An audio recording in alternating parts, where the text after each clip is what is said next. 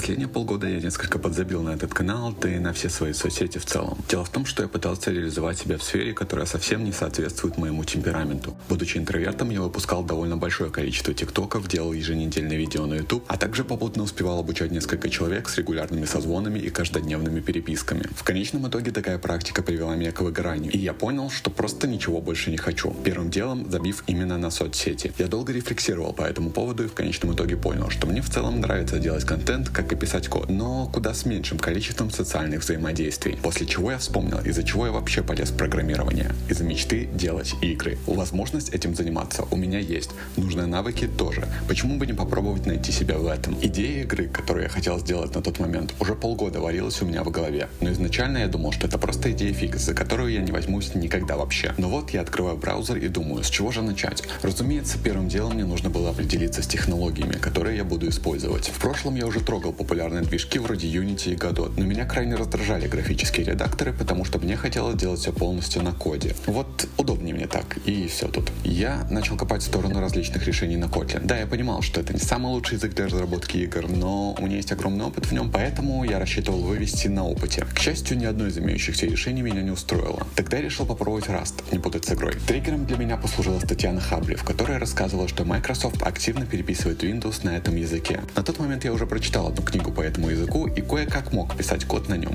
После недолгого инвестигейта я узнал про движок Bevy. Open-source, бесплатный и с очень отзывчивым и дружелюбным комьюнити. Звучит как отличный план. Сделав небольшой тестовый проект на пару недель, чтобы разобраться в движке и протестировать его возможности, я убедился в правильности своего выбора и приступил к работе. Ах да, что же за игру я хотел сделать? В прошлом я выпускал серию видео, где я рассказывал о мобильном приложении, которое должно было обучить людей программированию. Учитывая количество социальных взаимодействий, которые оно требовало, я также забил на эту идею после своего выгорания. Но мне все еще хотелось сделать что-то для программистов. Эта игра как раз такая. Геймплей вдохновлен такими шедеврами инди-геймдева, как Vampire Survivors и Brotato. Но если эти игры были, грубо говоря, симуляторами ходьбы, то здесь управление станет страшным сном даже для мейнеров-инвокера с 5000 часами в доте. Каждое действие в игре требует написания кода. Хочешь просто сделать пару шагов, вызывай в консоли соответствующую команду. Хочешь атаковать противника — аналогично. Но ключевым моментом здесь является возможность автоматизации действий. Надоело писать однообразный код, создай для этого функцию. Не хочешь вообще ничего делать? Напиши фоновый процесс, который будет делать все за тебя.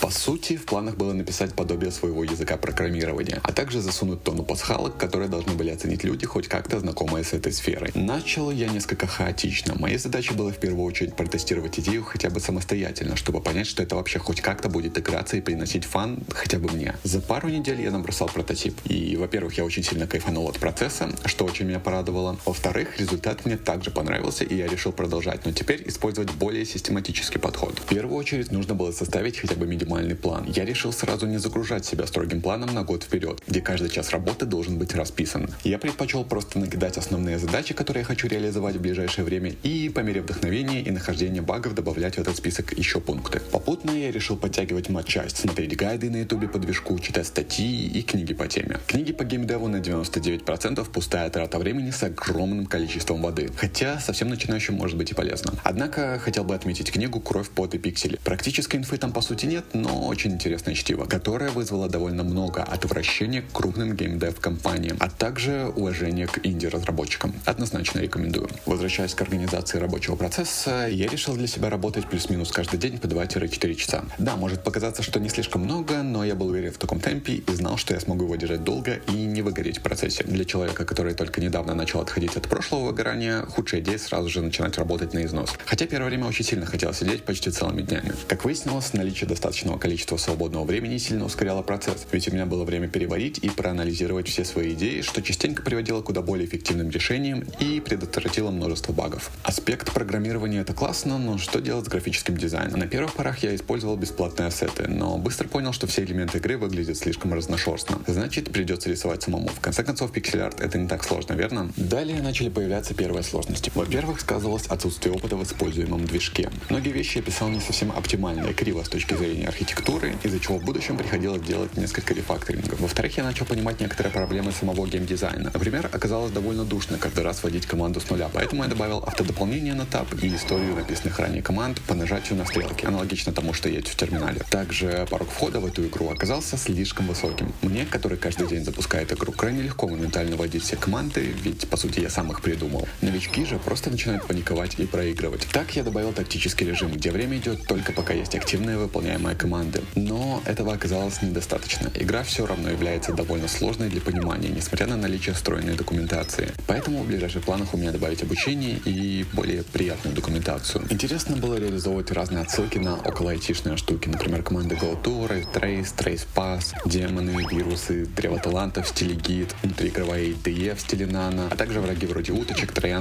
и 5G башен. Разработка — это, конечно, классно, но было бы крайне обидно потратить на игру год, чтобы потом в нее играло 2 человека, я с другого аккаунта. Поэтому я довольно быстро пришел к тому, что нужно заниматься каким-никаким, но маркетингом. После того, как я устал от Ютуба и ТикТока, мне очень хотелось сделать перерыв от того, чтобы участвовать в видео. Поэтому я решил делать англоязычный devlog в виде коротких вертикальных видео и озвучивать их с помощью TTS, который встроен в CapCut. Через какое-то время я привык к такому формату и начал понемногу наращивать соцсети. Itch.io, GameJolt, Reddit, Twitter, Discord, Picaboo. Но на деле какую-то адекватную активность я получил только из Ютуба, ТикТока, Дискорда и Reddit. Поэтому в другие соцсети начал просто дублировать контент, но не тратить время на создание уникального для каждой из них. Первое время активности не было в принципе, но со временем периодически начали появляться восхищенные люди, которые жаждали попробовать игру. На волне вдохновения от этого я попробовал даже запустить Patreon-страницу, однако никто не подписался за довольно большой промежуток времени, и тогда я решил забить на эту платформу, двигаться напрямую в Steam. Да, было очень волнительно заполнять личные данные при создании партнерского аккаунта и отправлять на ревью страницу. Дизайн для баннеров, кстати, я уже решил заказать, так как понимал, что то, что нарисую я сам, будет выглядеть уж довольно дешево. К моему удивлению, и страницу, и демосборку игры одобрили с первого раза. На самом деле я не видел никаких явных проблем, но в ситуациях с модерацией контента я всегда ожидаю худшего.